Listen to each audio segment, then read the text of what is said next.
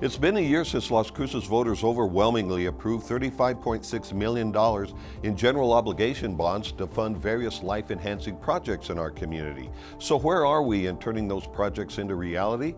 We'll find out in this edition of ASTA.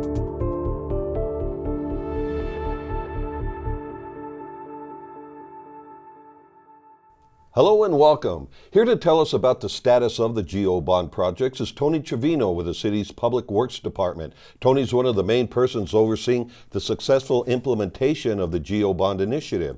Tony, thank you for joining us on ASTA. Udell, thank you for having me. Great. Okay, so last summer, Las Cruces voters approved 4 GO bond initiatives to fund all these life-enhancing projects. So let's go through them one by one if we can. Okay. All right, so the first one was for $16.9 million for improvements to parks, sports fields, and other facilities.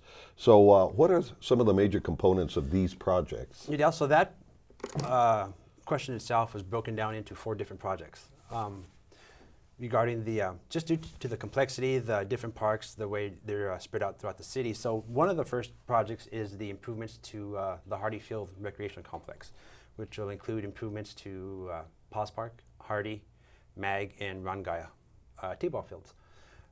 Within those projects, they're going to improve the lighting, do some new upgrades to the lighting, the irrigation system, dugouts, bleachers, concession stands. They'll go and assess each concession stand and make sure they're up to code and see what kind of improvements they can do. Okay. And also the crow's nest. It's not ADA accessible, so they'll do some additional structures below grade or at grade so they can have the scorekeepers and umpires in a different area.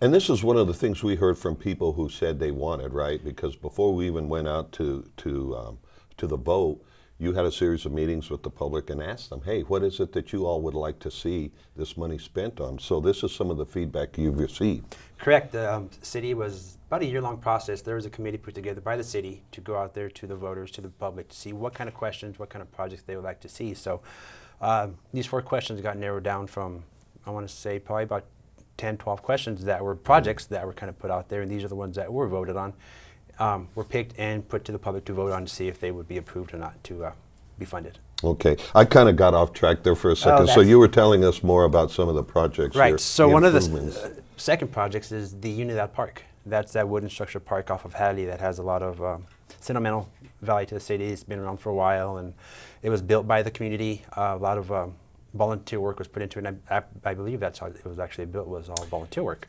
It was, and I was here at the time, and I remember when they were rallying the community to go out there, and they showed up in force, and that was in '01, right after the Yes, 911 attack. Yes, sir, and there's actually 2 of those towers that are there are built in resemblance of the That's right. Twin Towers. So for that park, it has gotten aged. They are wood timbers, wood structures, so there's a lot of splinters, a lot of injuries that have been occurring. So we're going to rehabilitate that park, try and keep the same structure, the same concept and everything, but have it a little more safe, a little more ADA compliant, and kind of for everybody. Also, what's going to go into that park is a splash pad. So kind of interactive water feature we can have for the public there. So that's also part of that. And those splash pads are becoming more and more popular in our community, right? I mean, it's less expensive to maintain than a pool, but clearly they get a lot of use. They do. This will be the 3rd one we have in the city. So yeah, so we're really looking forward to, especially in that area that has a lot of public participation with all the parks, Riverside, and everything that goes on there. So I think it'll be a really good place to have it. And then in terms of time frame for some of these projects, what are we looking at? For the East Hadley Recreation Complex, end of construction, we're looking about beginning of 2021, mid-2021. Right now we're currently in the process of getting a design builder on board so we can begin the design process and begin construction on those.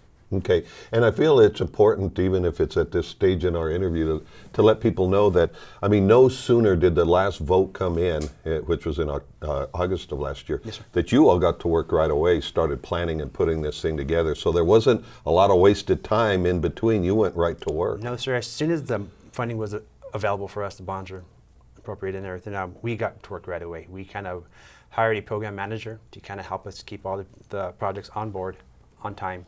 So our first approach is to see how we can get all these 4 questions. What would be our best approach to kind of make the most efficient way to complete all these projects in a timely manner and within budget, and kind of give the public, the citizens, what they want and what they voted for. Well, you all meet regularly, and I sit in on some of those meetings, so I'm able to see just how much progress you're making, literally day to day. So it's pretty impressive. Yeah. Okay, so let's move on to the second bond question, and this is for $9.8 million for a new animal shelter. What all does that Actually, consist? there's 2 more projects within that park, so I want to make sure we mention so please, that they don't please. come back Let's and go ask. back. So the third project there is the Parks and Sports Courts improvements, which is about 12 parks scattered throughout the city that are going to get either tennis courts, basketball court improvements. Some are cracked, some are actually in failure, so we're going to go replace them, repair them as needed. So there will be some more improvements at Young's Park, some shade structures, some. There's also a Desert Hills Community Park out there in the Snowman Ranch area that needs some erosion protection, erosion control, so that's one of the parks that's going to be there also. So just want to make sure No, that was please, set up get there. everything in. And then the last one is part of that one is, our big one is the East Mesa Recreational Complex.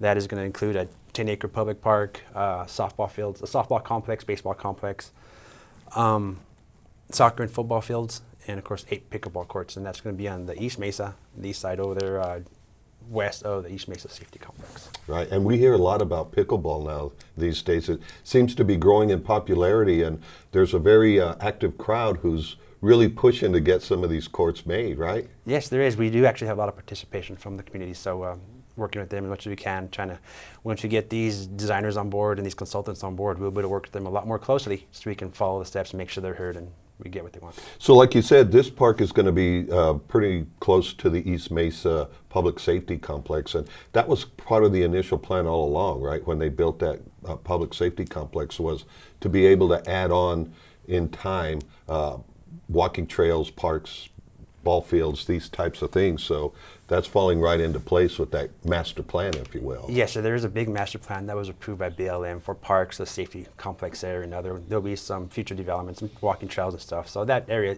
is set aside for that process. Okay, Purpose. very good. So then let's move on to the second one, which is almost $10 million for a new animal shelter. Tell us what that entails, and no pun intended. So the second question was $9.8 million for a new stray animal and adoption center for an administration office for the Animal Service Center. So the location of this place would be right directly west of the current Animal Service Center. Mm-hmm. They're working kind of with the architect right now to get them both built together so they can complement each other and still work together. So they're still useful buildings, so we can kind of get that going. As part of that, also there will be.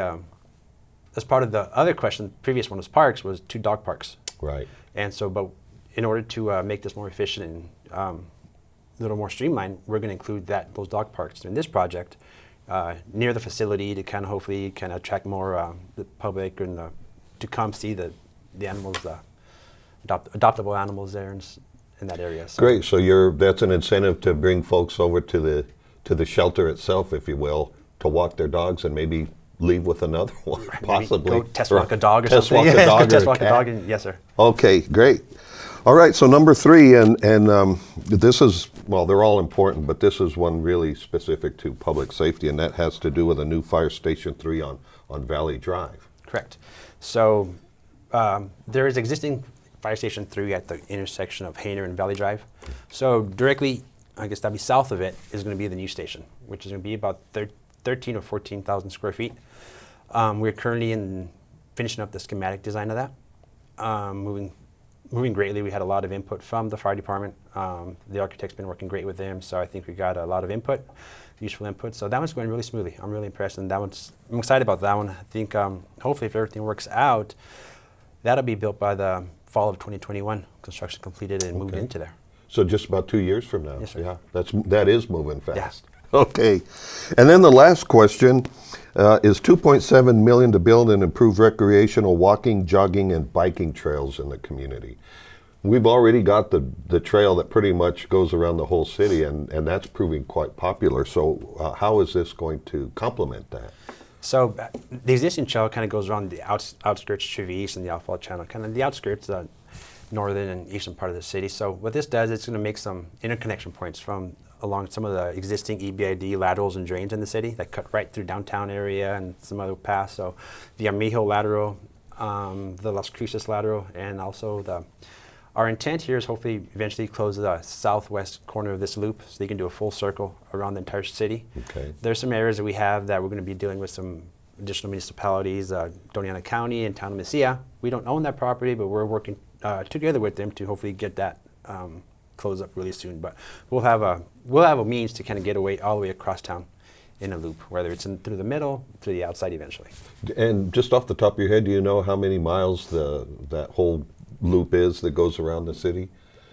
The entire loop, I don't, but I know the total mileage for these projects that we have is about 11 miles of new trails that we're going to be building. Okay, well that's good to know. Okay, and so when you talk about the southwest portion that you're working on, that's in the university area? Is that maybe west of the university? It kind of starts, we have La Llorona Trail that kind of ends at, I think it's Calle del Norte, right there in Mesilla. And so it's from that point to, we have an existing trail in front of Mesilla Park Elementary on Union to kind of close up that southwest leg right there that goes through the town of Mesilla and Doñana County. Well, Tony, you've given us a great overview of how we're moving forward with these GeoBond projects, and it's important for the public to know that you are making progress, you're moving fast, and we've got some set timelines in place, and we should start seeing things probably in a year to 2 years, I'm guessing. Yeah, and I want to just mention that we do have all our schedules and where we add the progress for each one of these questions in our city website. If you go to the Public Works website, scroll down, there's a GeoBond button right there you can press, and it'll kind of give you the status where we're at, design, construction, funding, kind of trying to be more as transparent as we can with the public. So if there's any questions, they can just go to that website, that site, and get any information they want on any of these questions. I tell you, that's very helpful because I reference it quite often, and I can track how we're making the progress. You can actually see on a dashboard where you are. So you're right, that's quite helpful for the public. Yeah, staff has done a great job putting that together. So all right. Well, Tony Trevino with the City Public Works Department, Thanks, thank you for joining us. Thanks for having me.